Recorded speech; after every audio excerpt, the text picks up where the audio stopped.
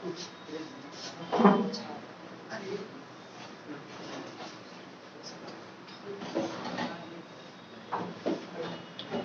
Morning, very good morning. आज हम लोग स्केलर प्रोडक्ट यानी कि डॉट प्रोडक्ट शुरू करेंगे। मैं आप लोगों को 4-5 क्लास केसी सिन्हा और आर डी शर्मा से बताया मैं अलजेब्रा ऑफ वेक्टर्स में। आज हम लोग स्केलर प्रोडक्ट यानी कि डॉट प्रोडक्ट शुरू करते हैं। इसका पहले मैं डेफिनेशन बताऊंगा, फिर मैं थ्योरी बताऊंगा और कुछ मैं इंपॉर्टेंट प्रूफ को आपको बताऊंगा। और ये काफी इंपॉर्टेंट होगा आपके लिए। डॉट प्रोडक्ट और क्रॉस प्रोडक्ट ये बहुत ही इंपॉर्टेंट होता है। आप ध्यान से देखिएगा, आराम से देखिएगा, कोई परेशानी नहीं होनी चाहिए आपको। और हाँ, मैं आप लोगों को बता दूं कि क्लास सराय में मैं आपको पढ़ा रहा हूं। सराय में जिस कोचिंग में आप पढ़ते थे, मैं यहाँ पर क्लास शुरू कर दिया हूं। टाइम 10 बजे से है। आपको यदि आपको क्लास में आकर पढ़ना है तो आप आकर यहाँ पे पढ़ सकते हैं। टाइम 10 बजे से है। जिन बच्चे को भी दिक्कत हो रही है मोबाइल से पढ़ने पर, आप क्लासरूम में आकर पढ़ाई को शुरू कर दें। ठीक है। गर्ल्स कैंडिडेट हैं तो आने से पहले एक बार आप मुझे फोन जरूर कर लीजिए। ठीक है। तो चलिए आइए शुरू करते हैं हम लोग स्केलर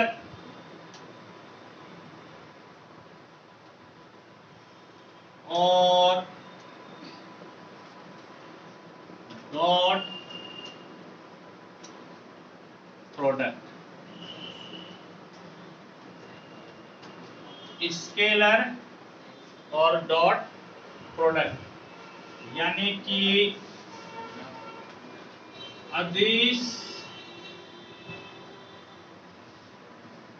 गुणनफल। अदिश गुणनफल, इस चीज को हम लोग पढ़ते हैं। तो आइए डेफिनेशन लिखते हैं। समझिएगा भी और लिखिएगा भी।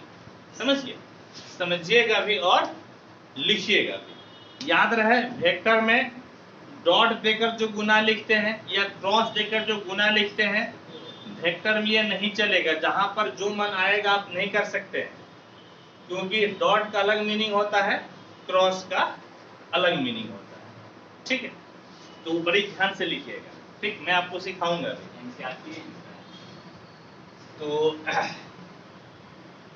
क्या होता है डेफिनेशन सुनिए। Let vector A and vector B be two non zero vectors, then their dot product is denoted by A dot B and is defined as vector A का मैग्नीट्यूड, वेक्टर B का magnitude cos theta,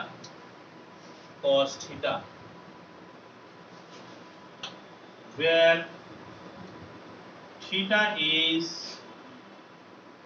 angle between vector A and vector B. Vector A and vector B. That is A dot B बराबर A का magnitude B का magnitude cos theta, या A dot B बराबर A B cos theta आपका हो गया। हिंदी में भी लिखते हैं, क्या है? माना वेक्टर ए तथा वेक्टर बी दो शून्येतर सदिश है, तब उनके dot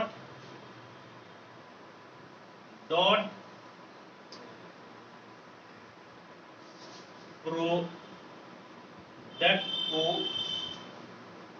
vector A dot vector B से सूचित किया जाता है तथा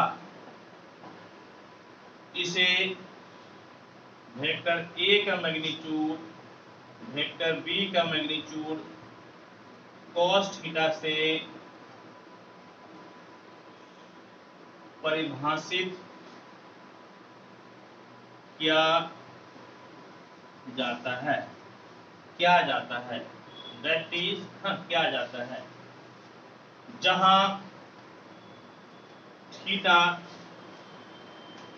सदिश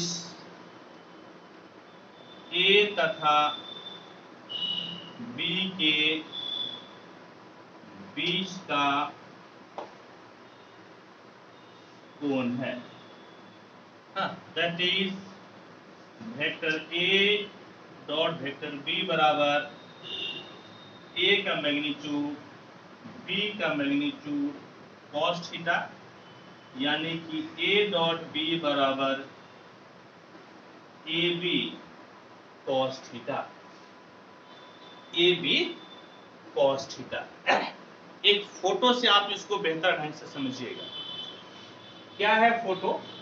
तो देखिए, ये आपका हो गया वेक्टर ए, ये क्या हो गया वेक्टर ए, और ये आपका हो गया वेक्टर बी, ये क्या हो गया आपका वेक्टर बी, समझ गए? ये वेक्टर ए और ये वाला क्या हो गया वेक्टर बी, और इस दोनों के बीच में थीटा कोण है, इस दोनों के बीच में कितना कोण है? थीटा, समझ गए? इस दोनों के बीच में कितना कोण है? थीटा। इस दोनों के बीच में क्या एंगल है? एंगल है थीटा। इस दोनों के बीच का क्या एंगल है? एंगल है थीटा। तब जो है कि ए डॉट बी बराबर होता है ए का मैग्नीट्यूड बी का मैग्नीट्यूड और cos theta. A dot B बराबर क्या होता है? तो ए का मैग्नीट्यूड बी का मैग्नीट्यूड और cos थीटा, ए का मैग्नीट्यूड बी का मैग्नीट्यूड cos थीटा। और एक बात यह है कि ए का मैग्नीट्यूड ये तो सिर्फ दूरी हुआ, बी का मैग्नीट्यूड सिर्फ आपका दूरी हुआ, cos थीटा एक आपका मान हुआ, यानी कि यहाँ पर सिर्फ और सिर्फ मैग्नीट्यूड बता रहा है, डायरेक्शन नहीं बता रहा है। इसमें सिर्फ और सिर्फ आपका मैग्नीट्यूड बता रहा है, डायरेक्शन नहीं बता रहा है। इसका मतलब यह आपका एक स्केलर क्वांटिटी है। देखिए, ए का मैग्नीट्यूड दूरी बता रहा है, बी का मैग्नीट्यूड दूरी बता रहा है, cos थीटा एक नंबर बता रहा है। तो इस प्रकार से ये सब का सब आपका एक नंबर हुआ, एक मान हुआ, इसमें डायरेक्शन नहीं है। जब डायरेक्शन नहीं है तो आपका वेक्टर हो ही नहीं सकता है। यह कैसा राशि होगा? तो स्केलर होगा। कैसा होगा? स्केलर। इसी वजह से इसको डॉट प्रोडक्ट या स्केलर प्रोडक्ट भी कहते हैं। चूंकि रिजल्ट आपको स्केलर क्वांटिटी मिलता है, अदिश राशि मिलता है, इसीलिए इसको डॉट प्रोडक्ट या फिर हम लोग स्केलर प्रोडक्ट कहते हैं। यहाँ पे नोट में लिख लीजिएगा। नोट में क्या लिखिएगा?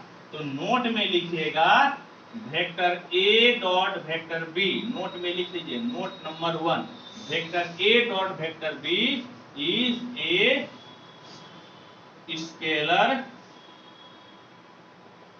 क्वांटिटी। ये आपका क्या है? यह आपका एक स्केलर क्वांटिटी है। यह आपका क्या है? यह आपका एक स्केलर क्वांटिटी है। नंबर 2 नोट में नंबर 2, नोट में नंबर 2, यदि ए और बी में से, ध्यान से सुनिएगा, जब समझाएंगे तो आपको समझना है, नहीं तो दिक्कत हो जाएगी। यदि ए और बी में से या तो ए या बी या दोनों ही यदि आपका जीरो वेक्टर हो, यानी कि ए वेक्टर जीरो हो या बी वेक्टर जीरो हो या दोनों ही जीरो हो, तो उस केस में थीटा आपका ज्ञात नहीं होता है। उस केस में थीटा आपका ज्ञात नहीं होता है, थीटा नहीं मालूम चलता है, क्योंकि जीरो वेक्टर का अपना कोई डायरेक्शन तो होता ही नहीं है। ऐसे केस में आप कैसे डिफाइन करते हैं, मैं आपको बताता हूं। क्या है? नंबर 2, इफ वेक्टर ए और वेक्टर बी और both are zero vector, both are zero vector, then theta is not defined. Then theta is not defined, and in this case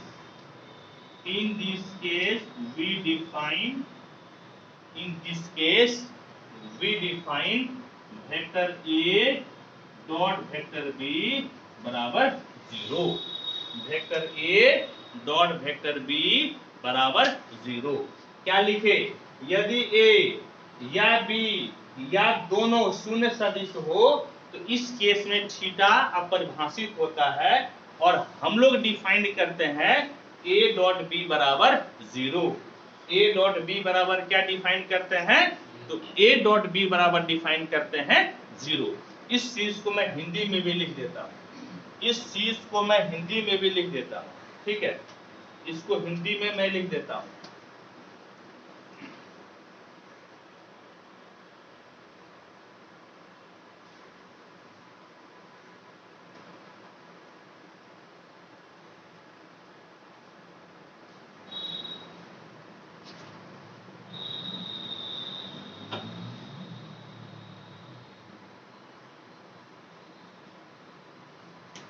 यहां पर एक चीज आप नोट कर लीजिएगा, इस जगह पे आपको क्या नोट करना है?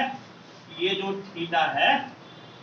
थीटा है ना, ये थीटा आपका जीरो से बड़ा अथवा बराबर और पाई से छोटा अथवा बराबर होता है, ठीक है? इस चीज को आप नोट कर लीजिएगा, इस चीज को आप लिख लीजिएगा।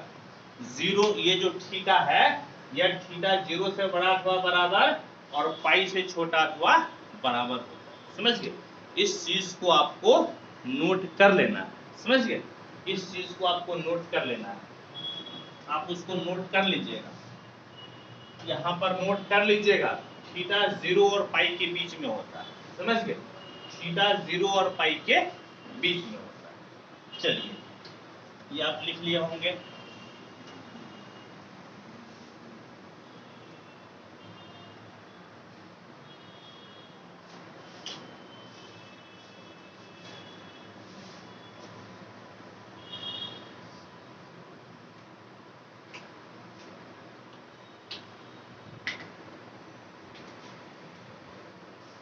चलिए अब आगे बढ़ते हैं।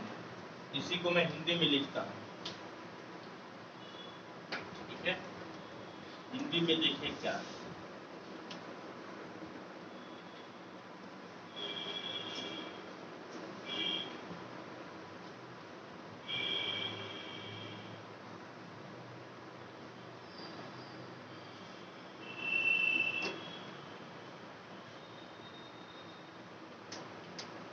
तो हिंदी में क्या है? हिंदी में लिखेंगे, यदि सूखा नहीं, अभी तक ये सूखा नहीं, दिक्कत कर देगा, लिखिए।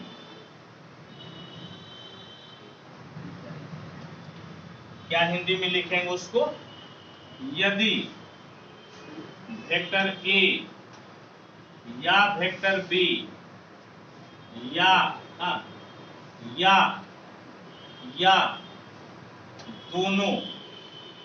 दोनों शून्य सदिश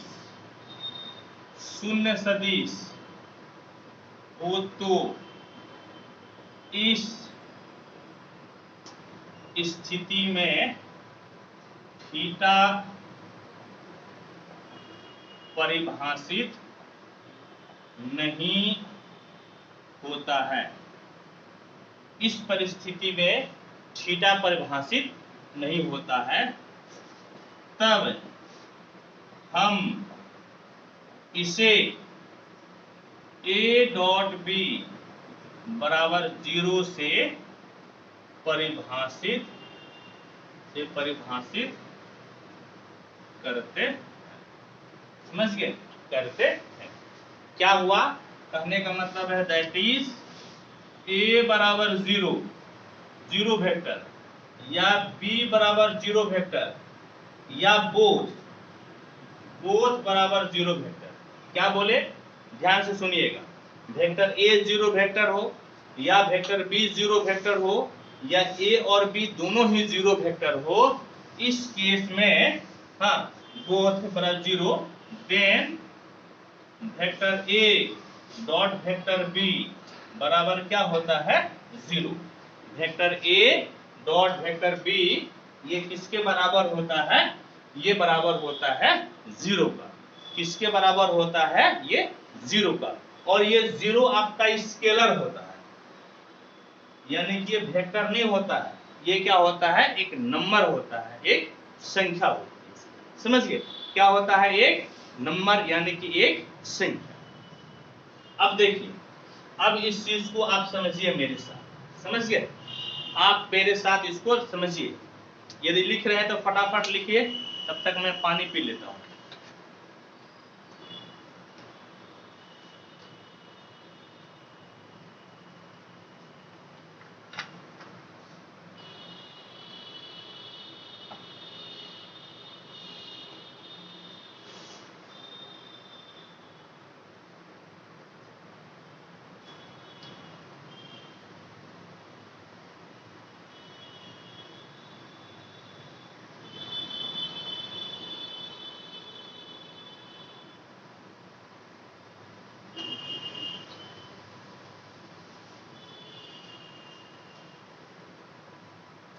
फटाफट नोट कीजिए आप लोग, यदि नोट कर रहे हैं तो।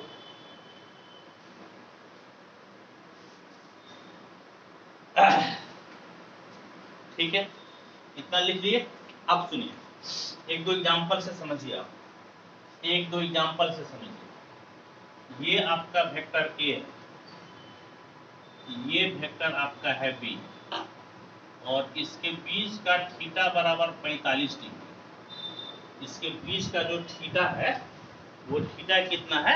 45 डिग्री, 45 डिग्री। तो vector A dot vector B बराबर ए का मैग्नीट्यूड, बी का मैग्नीट्यूड, और कितना हो जाएगा? cos 45 degree. नहीं, ए का मैग्नीट्यूड, बी का मैग्नीट्यूड और cos 45 डिग्री। इस तरह से इसको हम लोग लिख सकते हैं। यदि यही आपका इस प्रकार से रहे, ये वेक्टर ए और जो है, और ध्यान से देखिएगा, ये वेक्टर बी है और ये आपका है थीटा। एकदम ध्यान से देखिएगा हम जो बता रहे हैं, हम यदि बता रहे हैं आप इसको ध्यान से देखिएगा। ये वेक्टर ए है, ये वेक्टर ए और ये वेक्टर बी है, दोनों के बीच में क्या है? एंगल थीटा है। लेकिन गड़बड़ ये है कि देखिए, यहाँ से ए का दिशा भी इधर निकल रहा है और बी की दिशा भी उधर जा रहा है, लेकिन यहाँ पर दिक्कत ये है कि ए की दिशा उस तरफ है और बी की दिशा नीचे की तरफ है, डायरेक्शन नीचे की तरफ है। ऐसे केस में आपको क्या करना है? ध्यान से देखिएगा। ऐसे केस में इस बी को आगे बढ़ा दीजिए, ऐसे केस में बी को आगे क्या कीजिए? बढ़ा दीजिए। अब देखिए, अब ये एंगल आपका कितना हो जाएगा? Pi minus theta. अब ये वाला एंगल कितना हो गया? तो पाई माइनस थीटा होगा ना जी। ये एंगल अब कितना हो जाएगा? क्योंकि सरल रेखा का कोण हो गया ना। सरल रेखा का कोण 180 डिग्री का होता है, स्ट्रेट एंगल आपके 180 डिग्री होता है। तो 180 से थीटा को क्या किए? हटा दिए। 180 से थीटा को क्या किए? हटा दिए। तब ऐसे केस में a डॉट बी बराबर हो जाएगा a का मैग्नीट्यूड, b का मैग्नीट्यूड और cos पाई माइनस थीटा हो जाएगा। समझ गए? a का मैग्नीट्यूड, b का मैग्नीट्यूड और cos पाई माइनस थीटा हो जाएगा। क्लियर है? क्योंकि आपको डायरेक्शन दोनों जो है ना, दोनों डायरेक्शन आपका क्या है, तो एक ही बिंदु से निकलनी चाहिए। दोनों डायरेक्शन आपका क्या है, एक ही बिंदु से निकलनी चाहिए, नहीं तो गड़बड़ हो जाएगा। एक और एग्जांपल से आप समझिए, एक आप और एग्जांपल से समझिए। देखिए आपका क्या है, इधर देखिए आपका क्या है, इधर देखिए आपका क्या है, इस तरह से, समझ गए? इस तरह से आपका देखिए, ये वेक्टर है ए, ये वेक्टर है बी, और ये वेक्टर आपका कितना है, सी। समझ गए? ये वेक्टर ए, ये वेक्टर बी और ये वेक्टर सी है। तो सुनिए, ये एंगल यदि आपका थीटा है, ये वाला एंगल आपका कितना है, थीटा है। समझ गए? ये वाला एंगल थीटा है, और ये एंगल आप मान लीजिए, या ये एंगल थीटा लिए ना, इस एंगल को आप क्या ले लीजिए, इस एंगल को ले लीजिए आप साई। क्या ले लीजिए, साई। क्या ले लीजिए आप, साई ले लीजिए। क्या ले लीजिए, साई। आपसे पूछा जाए कि आप ए डॉट बी निकाल लीजिए, आपसे क्या पूछा जाए, ए डॉट बी। तो आपको एक चीज ध्यान में देना है, एक चीज ध्यान में देना है कि यदि इस बिंदु की बात कर रहे हैं, एगो सदिश तो ऊपर है, लेकिन एगो सदिश का डायरेक्शन उसी के तरफ है। आपका दोनों एक के बिंदु से हो से निकलना चाहिए। कैसे निकलना चाहिए, ऐसे निकलना चाहिए। यहाँ पर एगो बिंदु उसमें घुस रहा है, एगो निकल रहा है, एगो एरो घुस रहा है और एगो एरो निकल रहा है। नहीं बात बनेगी मेरी, बात ऐसे नहीं बनेगी। कैसे बात बनेगी, तो इसको आप आगे की तरफ बनाइए। यदि यह एंगल थीटा है, यह वाला एंगल कितना हो जाएगा, पाई माइनस थीटा। कितना हो जाएगा, पाई माइनस थीटा। अब बात बन गई। कैसे बात बनी, ई वाला बिंदु से एरो निकलता है, ई वाला बिंदु से एरो निकलता है, दोनों बिंदु, इस बिंदु से दोनों एरो निकलता है, दोनों एरो निकलता है, तब भी आपका फॉर्मूला लगेगा, नहीं तो फॉर्मूला नहीं लगेगा। अब आपका cos थीटा, पहले ए का मैग्नीट्यूड, फिर बी का मैग्नीट्यूड, और cos थीटा होता है, cos थीटा होता है। इस बार एंगल आपका थीटा नहीं बल्कि पाई माइनस थीटा है। एंगल थीटा नहीं है, एंगल कितना है, पाई माइनस थीटा है। कितना एंगल है, पाई माइनस थीटा है। आपको निकालना है बी डॉट सी, आपको निकालना है बी डॉट सी। तो बी का मैग्नीट्यूड, सी का मैग्नीट्यूड। अब सुनिए, अब देखिए, अब देखिए ई ई ई ई कोनवा से देखिएगा, एगो ऐसा निकलल है, एगो यहाँ पे घुस रहा है। ई बिंदु पर एगो एरो घुस रहा है और एगो एरो निकल रहा है। गलत हो गया, गड़बड़ हो गया, नहीं बनेगा ऐसे। क्या कीजिएगा, बी को आगे की तरफ बढ़ाइए। क्या कीजिएगा, बी की आगे की तरफ बनाइए। यदि यह वाला कोण साई है, तो यह वाला कोण कितना हो जाएगा, पाई माइनस साई। कितना हो जाएगा, पाई माइनस साई। क्या हो जाएगा, पाई माइनस साई, यानी कि यहां पर हो जाएगा कॉस पाई माइनस साई। कितना हो जाएगा, तो कॉस पाई माइनस साई। ठीक है, इसको फटाफट आप नोट कीजिए। बल्कि मुझे ऐसा लग रहा है कि आप इसको नोट कर भी रहे होंगे मेरे साथ साथ, आप नोट करते रहिए। ठीक है, कोई दिक्कत परेशानी हो आप मेरे से पूछिए। इस तरफ तो हो गया होगा नोट, फिर भी आपको 1 मिनट का मौका देते हैं।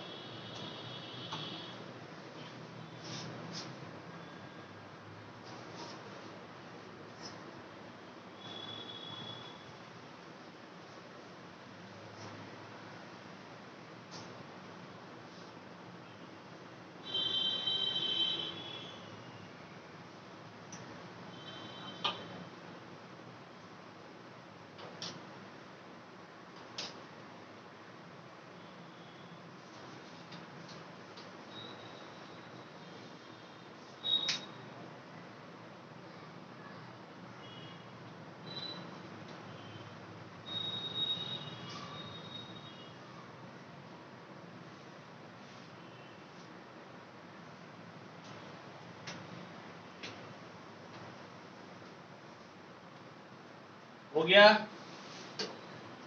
चलिए हो गया तो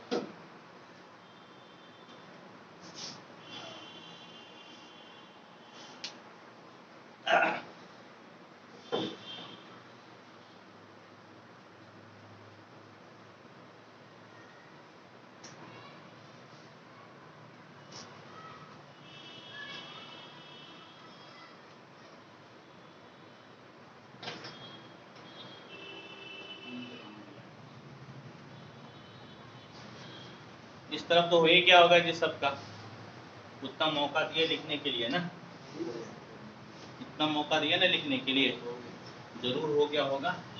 मिटाकर अब आप लोगों को बताते हैं प्रोजेक्शन।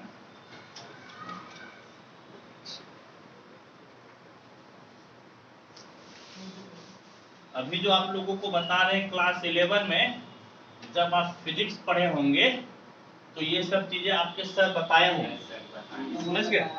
फिजिक्स वाले सर आपको ये चीज क्लास 11 में पढ़ाए होंगे।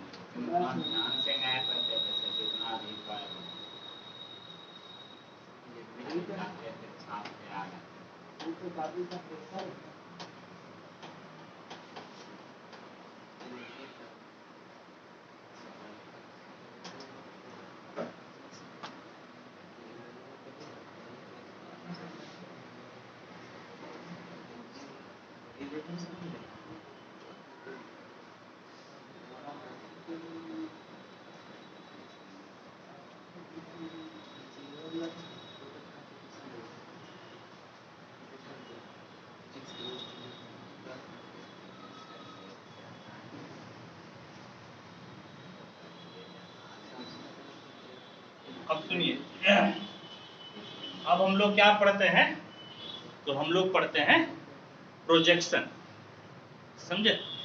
प्रोजेक्शन पढ़ते हैं, प्रोजेक्शन। देखिए क्या है प्रोजेक्शन, ठीक है? क्या पढ़ेंगे? प्रोजेक्शन।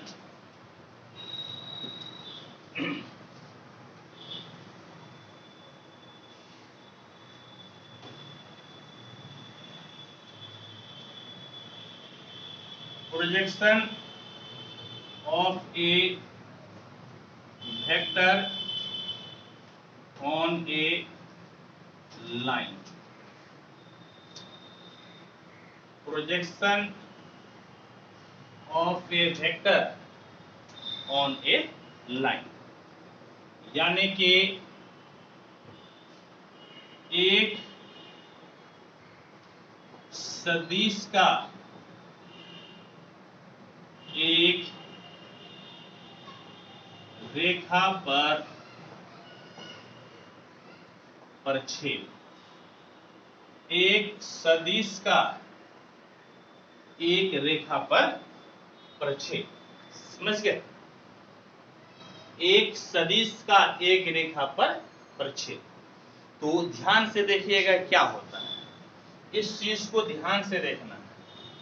यह आपका एक लाइन, यह आपका एक क्या है? लाइन, लाइन एल, लाइन क्या है? एल। ध्यान से देखिएगा, ठीक है? लाइन एल, और ये जो है एक वेक्टर ए, यह क्या है? एक वेक्टर ए। इस वेक्टर का इनिशियल पॉइंट ए है और टर्मिनल पॉइंट क्या है? बी। वेक्टर ए का इनिशियल पॉइंट क्या है? ए है, और टर्मिनल पॉइंट क्या है? बी है। ध्यान से सुनिएगा, जब बोले ध्यान से सुनिए इसका मतलब स्टॉप कीजिए रुकना और आप इसको सुनिए, क्योंकि बिल्कुल नया चीज आपके लिए है, ठीक है? एक वेक्टर ए बी जो कि ए के बराबर है, और एक लाइन आपका है एल, एक लाइन आपका क्या है? एल। यह आपका एक लाइन है, यह आपका एक लाइन है। क्या कीजिए? ए से एक लंब डाल दीजिए एन, एक यहां से लंब डाल दीजिए, बल्कि इसका नाम दे दीजिए पी, और इसका नाम क्या दे दीजिए? क्यू। समझ गए? क्या नाम दिए? ए से एक लंब डाले लाइन पर, इसका नाम दे दीजिए पी, और बी से एक लंब डाले, इसका नाम क्या दे दिए? नाम दे दीजिए क्यू। तो ये जो पी क्यू है ना, ये जो पी क्यू है, यह आपका वेक्टर ए का लाइन एल पर प्रोजेक्शन कहलाता है। समझ गए? ये जो पी क्यू है, पी क्यू बराबर क्या हो जाता है? पी क्यू बराबर projection of vector A on line L, यानी कि रेखा एल पर ए का प्रक्षेप। समझ गए? ए का क्या हो गया, परिच्छेद, या आप इस तरह से कह सकते हैं परछाई कह सकते हैं। समझिए, अपने भाषा में समझने के लिए आप इसको क्या बोल सकते हैं, तो आप इसको बोल सकते हैं परछाई। एगो वेक्टर ऐसे है, ई वाला वेक्टर, इसका परछाई जो नीचे पड़ा है, इसका जो परछाई नीचे पड़ा है, जो शैडो नीचे पड़ा है, वही कहलाता है प्रोजेक्शन, वही कहलाता है प्रक्षेप। कैसे निकालते हैं प्रक्षेप, तो ए से लंब डाल दिए AP, बी से लंब डाल दिए BQ, और यही जो PQ है, इसी PQ बोलते हैं projection of A on line L, projection of A on line L बोलते हैं। यू आर बुझिंग, यू आर बढ़िया से बुझेंगे ना, कोई दिक्कत नहीं है। यदि कोई दिक्कत नहीं है तो एक लंब आप यहां से डालिए, एक लंब आप यहां से डालिए और इसका नाम दे दीजिए M। एक लंब आप यहाँ पे डाले PQ, बल्कि R दे दीजिएगा, ज्यादा अच्छा रहेगा, PQR दे दीजिए नाम। एक लंब आप क्या किए, A से AR लंब कहां पे डाले, BQ पे। कहां पे डाले, BQ पे। कहां पे डाले लंब, तो BQ पे। समझ गए, BQ पे डाले हैं। और यदि यह एंगल आपका थीटा है, यदि यह एंगल आपका थीटा है, क्या क्या किए हैं, तो एक बार लिख सकते हैं यहाँ पर क्या क्या किए हैं। तो AB लंब आपका है L पे, BQ लंब आपका L पे है, और AR लंब है आपका BQ पे। AR कहां लंब है, तो AR लंब है आपका BQ पे। अब सुनिए, अब ये एंगल आपका थीटा है, तो इन ट्रायंगल एक चीज और ध्यान में दीजिएगा बेटा, ये जो AR है ये PQ के बराबर है। AR किसके बराबर है, PQ के बराबर है, क्योंकि यह आपका एक क्या हो गया, आयत न हो गया, यह आपका एक रेक्टेंगल न हो गया, यह आपका आयत है, यह आपका रेक्टेंगल है। आमने सामने की भुजा तो बराबर होगा, यह भुजा और यह भुजा बराबर होगा कि नहीं होगा, ये बताइए। PQ और AR बराबर होगा कि नहीं होगा, PQ बराबर AR होगा कि नहीं होगा, बिल्कुल होगा। PQ किसके बराबर हो जाएगा, तो PQ बराबर हो जाएगा AR के। PQ किसके बराबर होगा, तो PQ बराबर होगा AR के। अब सुनिए, अब त्रिभुज ABR में या ABR में समझ गए, ABR में समझ गए, ABR में cos थीटा किसके बराबर हो जाएगा, cos थीटा बताइए किसके बराबर होगा, तो cos थीटा बराबर होगा आधार बटे कर्ण। cos थीटा किसके बराबर होगा, आधार बटे कर्ण। cos थीटा किसके बराबर होगा, आधार बटे कर्ण। तो आधार क्या है, बोले AR है, आधार क्या है, AR है। कर्ण क्या है, कर्ण AB है, कर्ण क्या है, AB है, यानी कि AR बटे AB, AR बटे AB। बेस है AR और हाइपोटेनियस है AB, बेस है AR, हाइपोटेनियस है AB। AR बटे AB, AR बटे AB। अब सुनिए मेरी बात को, AR को आप क्या लिख सकते हैं, PQ।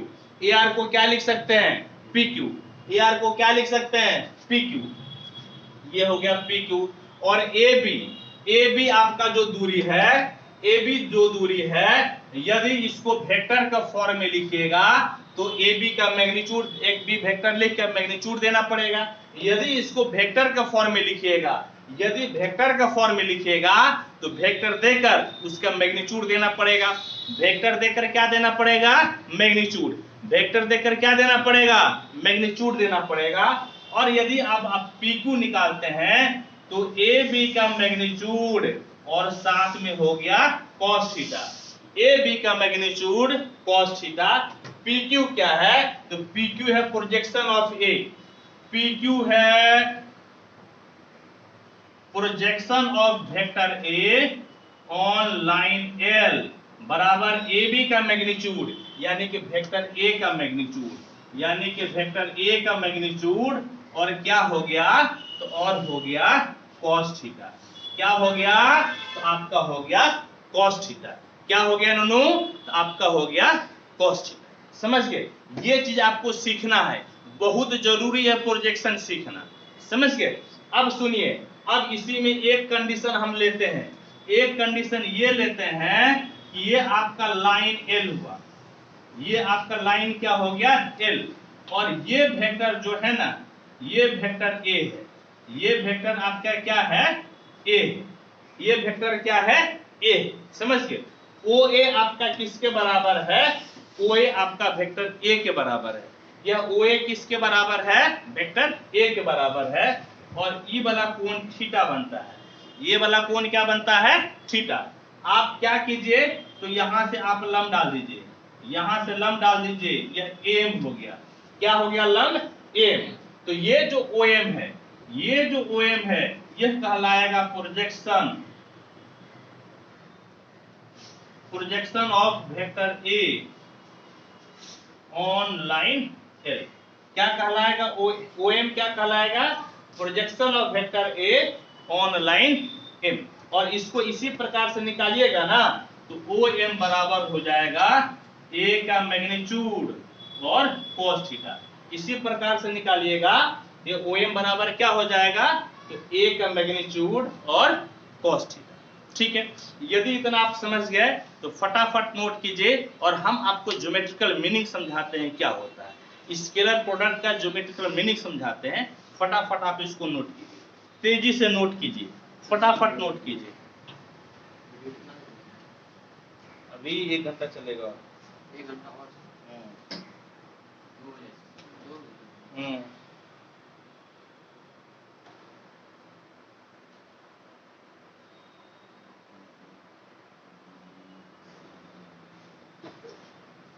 फटाफट नोट कीजिए आप लोग।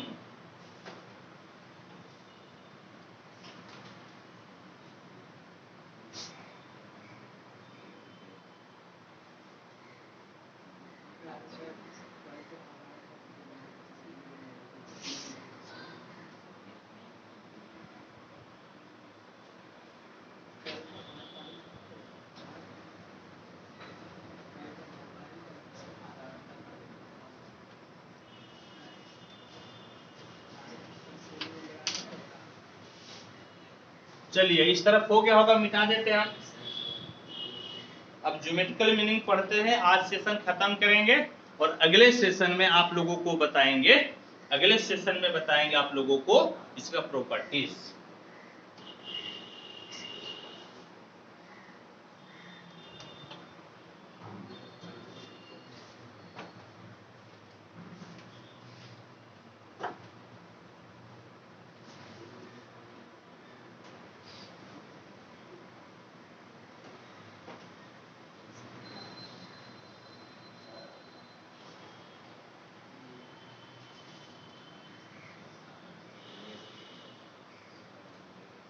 जब तो वही हो गया होगा सबका। चलिए, इसको मिटाकर हम बताते हैं।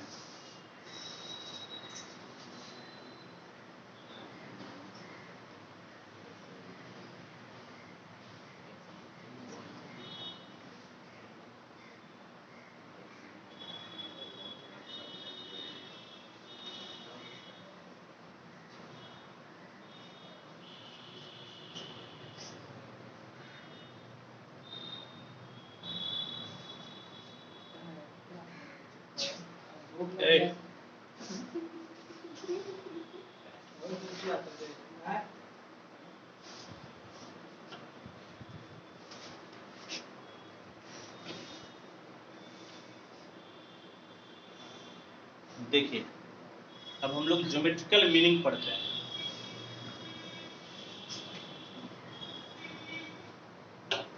थोड़ा सा और सूखने दीजिए।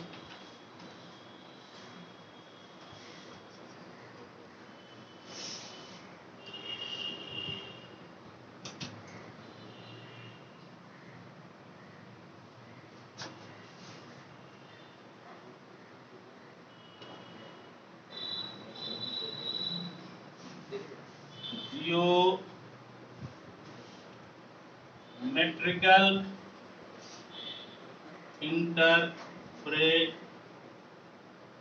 interpretation of dot product, geometrical interpretation of dot product, यानी कि ज्योमेट्रिकल मीनिंग क्या है। किसी भी चीज को समझने के लिए उसका ज्योमेट्रिकल मीनिंग को समझना जरूरी है। यदि आप ज्योमेट्रिकल मीनिंग समझ गए, इसका मतलब कि आप उस चीज को अच्छी तरह से समझते हैं, आप उस टॉपिक को अच्छी तरह से जानते हैं। ज्योमेट्रिकल मीनिंग सबका समझना जरूरी है। याद कीजिए, हम लोग जो भी पढ़े हैं, हम लोग लिमिट पढ़े थे, हम लोग कंटिन्यूटी पढ़े थे, डिफरेंशिएबिलिटी पढ़े थे, सबका आपको ज्योमेट्रिकल मीनिंग हम बताए थे। समझ गए? ज्योमेट्रिकल मीनिंग समझना जरूरी है। देखिए क्या है कि ये मान लीजिए कि एक वेक्टर आपका है ए, और ये आपका एक वेक्टर है बी। समझ गए क्या है? ध्यान से देखिएगा, हम एक वेक्टर ले लिए ए और दूसरा वेक्टर क्या ले लिए बी। ठीक है, तो इस तरह से आप एरो भी दे सकते हैं। एरो आप क्या कीजिए, ए से लंब डाल दीजिए, वेक्टर ए से आप लंब डाल दीजिए बी पर, इसका नाम दे दीजिए एम। क्या नाम दे दीजिए? एम। और बी से आप लंब डाल दीजिए, समझ गए, इसका नाम ए, इसका नाम बी दे दीजिए। यहां से एक लंब डाल दीजिए, ये आपका क्या हो गया? एन। ये आपका क्या हो गया? आपका हो गया एन। क्या था? ओ ए एक वेक्टर था ए के बराबर, ओ बी एक वेक्टर था बी के बराबर। हम ए सिरा से ओ बी पर लंब डाले, समझ गए, और बी सिरा से ओ ए पर हम लंब डाले, और इस दोनों वेक्टर के बीच में, इस दोनों वेक्टर के बीच में कोण थीटा, इस दोनों वेक्टर के बीच में एंगल क्या है? तो एंगल आपका थीटा। समझ गए? एंगल क्या है? थीटा। तो क्या क्या है देखिए, वेक्टर ओ ए बराबर है vector A, vector O B बराबर है वेक्टर बी, और आप ए से आप एम लंब डाले हैं किस पे? ओ बी पे, और बी से बी एन लंब, बी से बी एन लंब आप किस पे डाले हैं? आप डाले हैं ओ ए पे। समझ गए? आप क्या डाले हैं? ओ ए पे। और फिर एंगल ए ओ बी बराबर आपका कितना है? तो एंगल ओ ई बी बराबर आपका है थीटा। कितना एंगल है? तो आपका एंगल है थीटा। ये वाला कोणवा कितना है? ये कोण है थीटा। ठीक है, ध्यान से देखिएगा, ध्यान से सुनिएगा। अब इधर आइए, अब आप यहां पर आइए।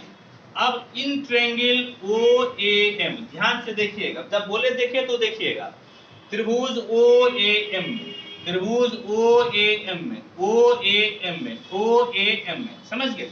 इस त्रिभुज में आप एक चीज देखिए, इस त्रिभुज में आप निकाल लीजिए cos थीटा बराबर क्या होगा। ध्यान से देखिएगा, त्रिभुज ओ ए एम में cos थीटा निकालिएगा, आधार, आधार तो आपका कितना हो जाएगा?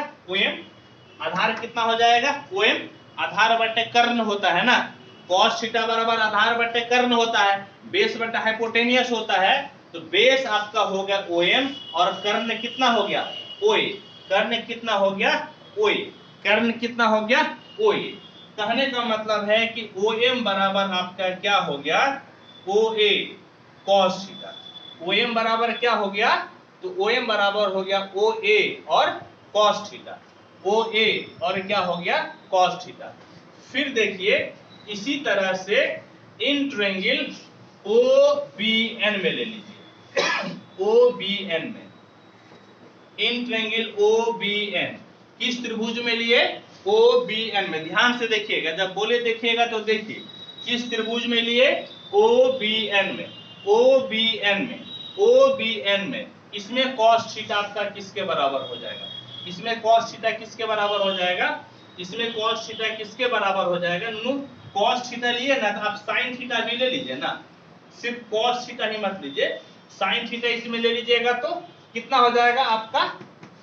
P बाय इसका P कौन है? AM है, तो AM बटे में आपका कितना हो जाएगा? OA। कहने का मतलब AM बराबर OA sin थीटा हो गया। दोनों निकाल लीजिए, sin थीटा और cos थीटा आप दोनों निकाल लीजिए, समझ गए? sin थीटा और cos थीटा आप दोनों निकाल लीजिए। अब इसी तरह से त्रिभुज देखिएगा OBN में, OBN में, किस त्रिभुज में? OBN में। इसमें cos थीटा बराबर कितना जी? ये cos थीटा बराबर कितना, आधार कितना है ON बटे कर्ण कितना है OB। आधार कितना हो गया इस त्रिभुज में OBN में,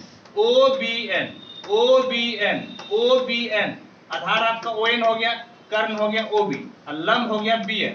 लंब कितना हो गया BN। और इसी में यदि आप साइन थीटा निकालिएगा तो लंब बटे कर्ण, लंब आपका हो गया BN और कर्ण हो गया OB। कर्ण कितना हो गया OB, कर्ण कितना हो गया OB। समझ गए। अब देखिए कोना कोनी गुना कर लीजिए तो ON बराबर OB cos थीटा और यहाँ पे BN बराबर क्या हो जाएगा OB sin थीटा।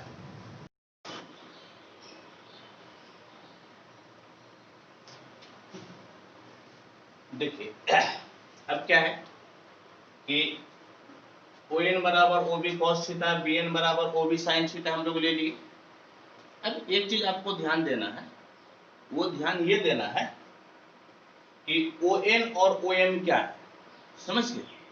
अब हम लोगों को निकालना है कि ON और OM क्या है। यहां पर पहले लिखिए ON बराबर और फिर लिखिए OM बराबर। ON देखिए तो अभी इसके पहले मैं आपको थ्योरी में क्या बताया था, मैं बताया था कि वेक्टर B से आप लंब डाले हैं वेक्टर A पर, समझ गए। वेक्टर B से वेक्टर A पर आप लंब डाले हैं और वो लंब की लंबाई आपका क्या हो गया है, ये आपका हो गया है ON। तो ON बराबर हो गया वेक्टर B का प्रोजेक्शन वेक्टर A पे, समझ गए।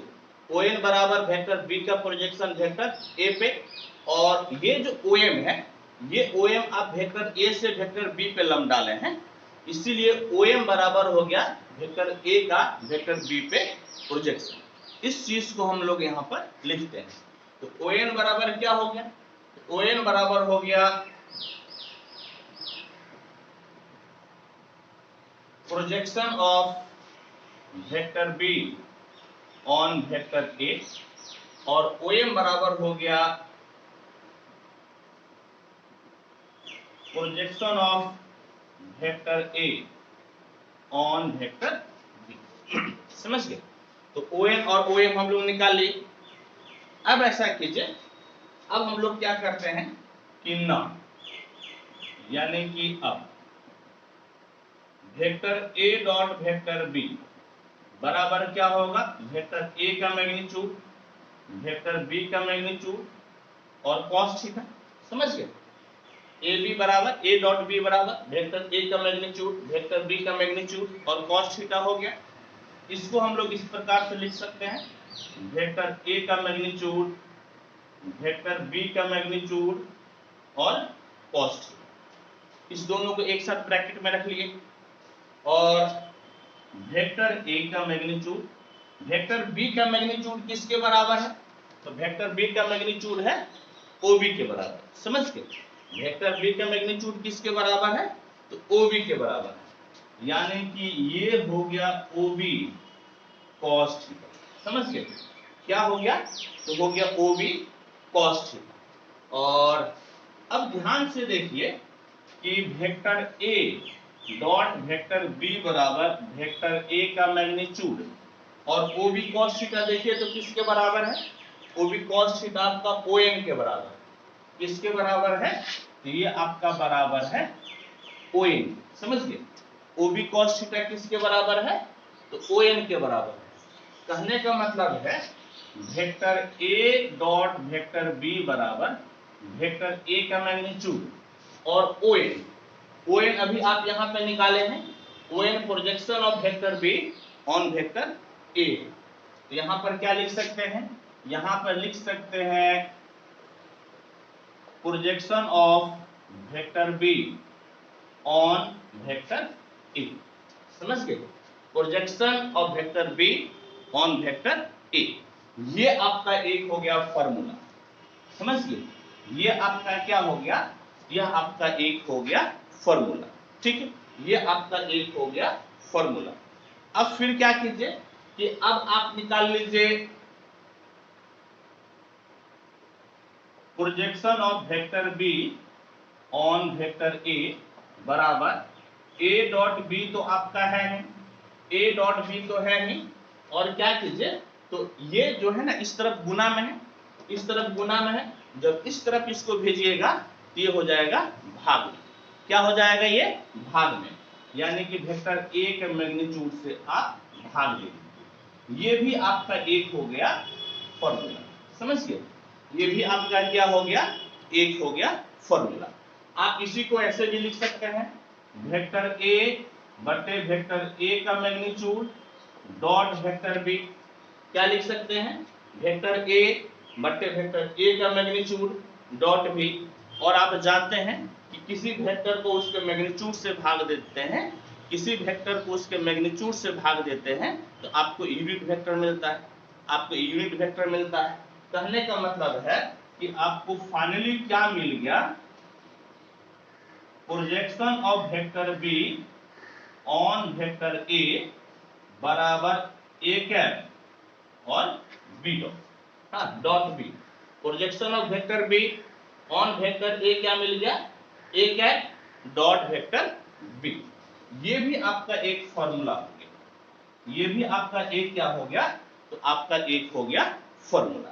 कहने का मतलब है, देखिए बी का प्रोजेक्शन ए पे निकालिएगा तो ए डॉट बी होगा ही, और जिस पे प्रोजेक्शन निकालते हैं उसके मैग्नीट्यूड से भाग दे देते हैं, समझिए, जिस पे प्रोजेक्शन निकालते हैं उसके मैग्नीट्यूड से भाग दे देते हैं, या यू कहें कि जिसका प्रोजेक्शन निकालते हैं वह वेक्टर यूनिट वेक्टर हो जाता है। जिस पर प्रोजेक्शन निकालते हैं वह वेक्टर आपका क्या होता है? आपका हो जाता है यूनिट वेक्टर, समझ गए?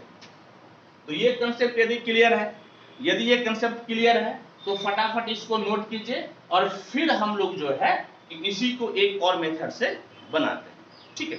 इसको फटाफट नोट कीजिए और इसी को एक और मेथड से बताते हैं। फटाफट नोट कीजिए, तेजी से आप नोट कीजिए।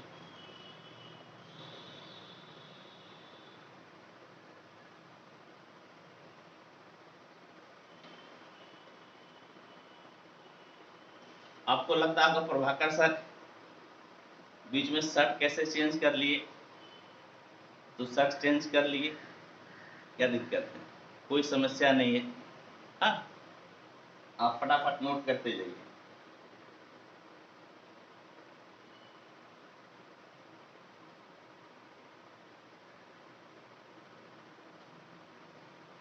चलिए, हो गया तो ठीक है, नहीं तो आप एक बार स्क्रीनशॉट ले लीजिए। हो गया तो ठीक, नहीं तो आप एक बार स्क्रीनशॉट ले लीजिए। हो गया तो ठीक, नहीं तो आप एक बार स्क्रीनशॉट ले लीजिए, हाँ तेजी से कीजिएगा। लिख लिए तो ठीक, नहीं तो स्क्रीनशॉट ले लीजिए आप, ठीक है? चलिए इसको हम एक बार फिर से लिखते हैं दूसरे फॉर्मेट में, ठीक है? इसको हम फिर से लिखते हैं दूसरे फॉर्मेट में।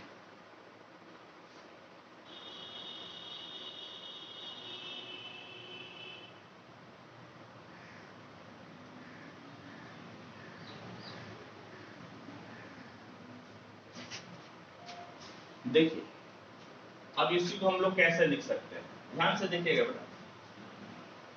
ये जो है vector A dot vector B बराबर वेक्टर बी को रहने दीजिए और ए के मैग्नीट्यूड और कॉस थीटा को एक साथ ले लीजिए, समझ गए? ए का मैग्नीट्यूड और कॉस थीटा को एक साथ ले लीजिए, लिखते भी जाइएगा।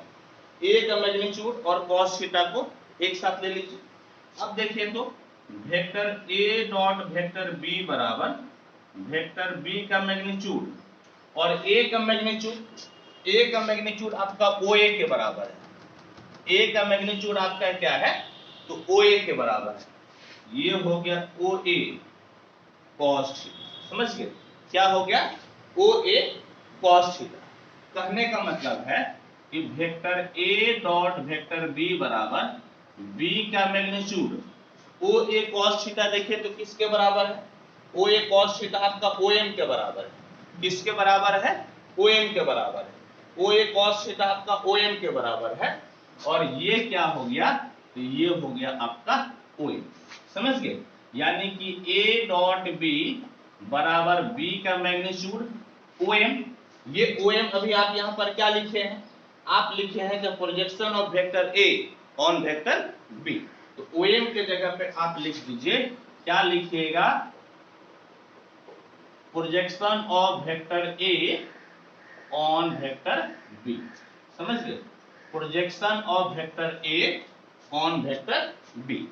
ठीक, ये आपका एक बन गया फॉर्मूला, ये भी आपका एक फॉर्मूला हो गया। अब यहां से आप क्या कीजिए, तो projection of vector A on vector B निकालिएगा, तो बी इस तरफ आकर भाग में हो जाएगा, वेक्टर बी का मैग्नीट्यूड इधर आकर क्या हो जाएगा, तो भाग में हो जाएगा।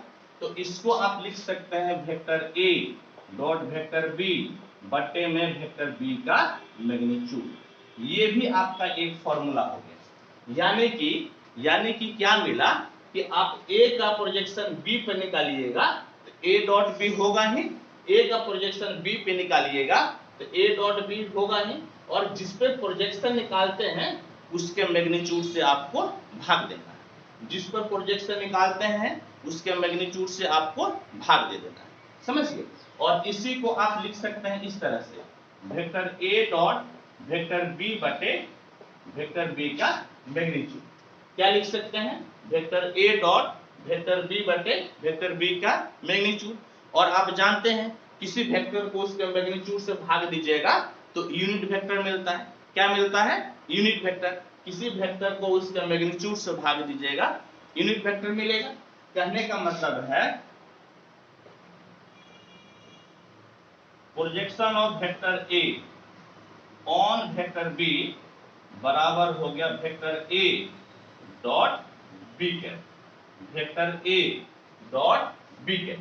यानी कि आप इसको ऐसे कह सकते हैं, ए का प्रोजेक्शन बी पे निकाल रहे हैं तो जिस पर प्रोजेक्शन निकालते हैं वह यूनिट वेक्टर हो जाता है, जिस पर प्रोजेक्शन निकालते हैं वह आपका क्या होता है, तो वह आपका हो जाता है यूनिट वेक्टर। समझ गए, ये बहुत ही इंपॉर्टेंट प्रॉपर्टीज है, बहुत ही ये इंपॉर्टेंट है। ये सब VVI है, VVI, समझ गए, VVI है। इस चीज को आपको समझना पड़ेगा सवाल बनाने के लिए, ऑब्जेक्टिव बनाने के लिए, थ्योरी समझने के लिए। ठीक है बच्चों, तो आज मैं इस सेशन को यहीं पे समाप्त करता हूं। ठीक है, आप इसको फटाफट नोट कर लीजिए और फिर अगले सेशन में हम लोग उस प्रॉपर्टीज को पढ़ेंगे। ठीक है, फटाफट इसको नोट कर लीजिए। नोट नहीं है तो आप स्क्रीनशॉट ले लीजिए तेजी से।